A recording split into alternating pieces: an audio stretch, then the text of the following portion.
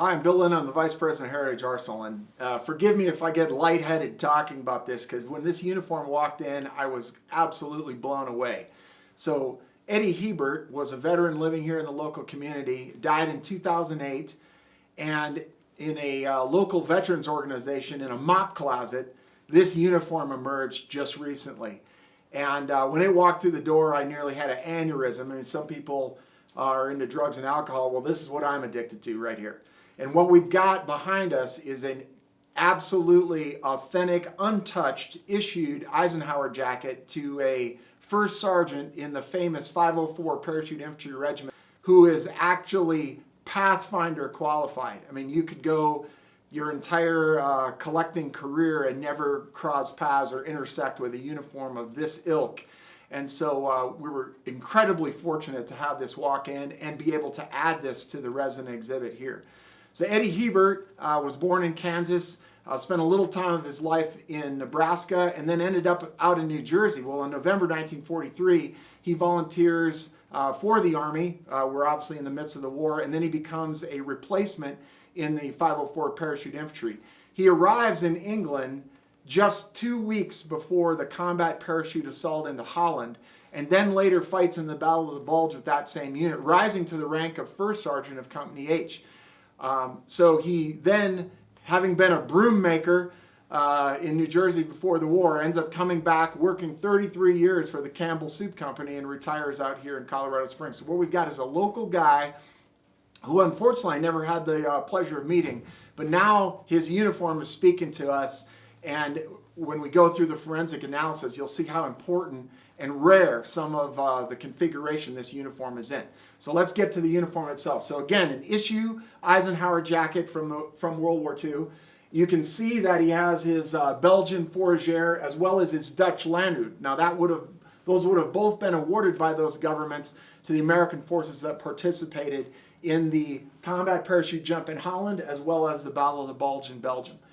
We have a presidential unit citation he was actually awarded to, but probably didn't pay too close of attention, or the citation was awarded long after he had left the service in January 1946.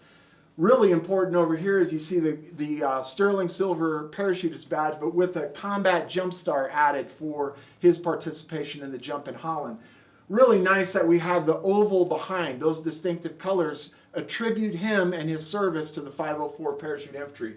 We have the Bronze Star, the Good Conduct Medal, and his campaign medals. And what's interesting is he has added the arrowhead to his campaign medal for Europe, indicative of his participation in the combat jump in Holland. Combat Infantryman's badge also added.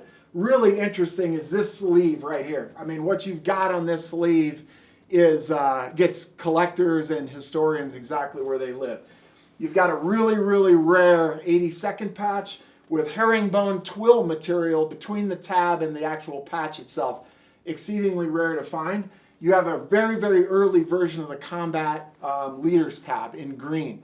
These were worn up even by the United States Army up to just a few years ago. But that's the first version that you would see. And him as a company first sergeant in the infantry, he would have been entitled to wear that.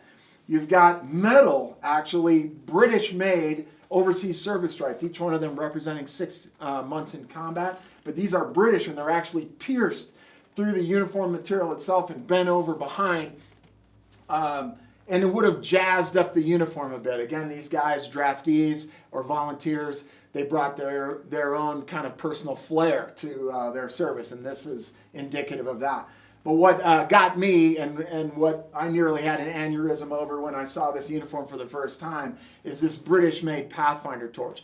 Now, the Pathfinders would have been specially trained to jump in Eureka beacons, would have set fires or laid signals to allow the rest of a mass tactical parachute drop in all those planes to be guided into the proper drop zones.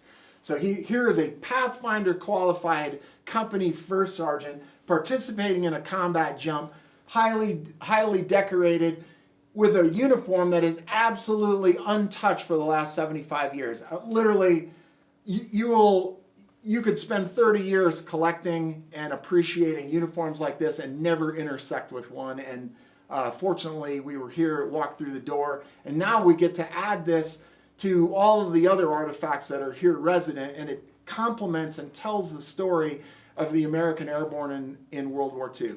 And so we were happy to bring this to you, happy to bring you the story of Eddie Hebert, a local veteran who distinguished himself in the Second World War, and now, long after his death, we have his uniform to tell his story.